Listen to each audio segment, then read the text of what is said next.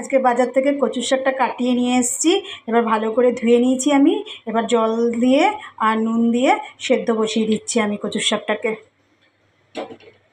কড়াইতে প্রথমে তেল দিয়ে দেবো।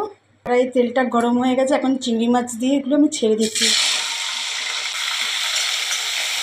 আর অল্প একটু হলুদ দিয়ে দিলাম। আমার চিংড়ি মাছগুলো ভাজা হয়ে গেছে, এবার চিংড়ি মাছগুলোকে তুলে রেখে দিচ্ছি।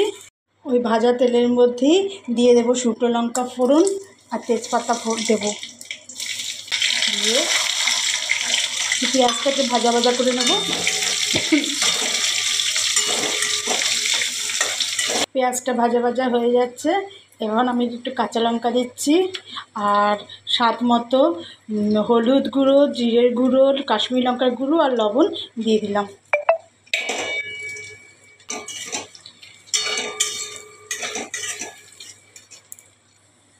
জল ঝরিয়ে রাখা কচুর শাকগুলোকে আমি এখন দিয়ে দিচ্ছি,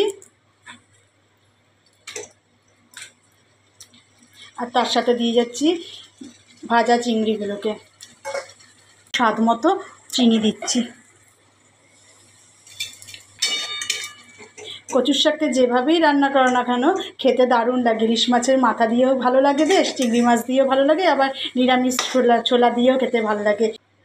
আমার চিংড়ি মাছ দিয়ে কচুর শাক রান্না রেডি। আর এরপর বানাবো চিংড়ি মাছ ভাপা। আজকে দুপুরবেলা এক থালা ভাত খাওয়া কোনো ব্যাপারই না।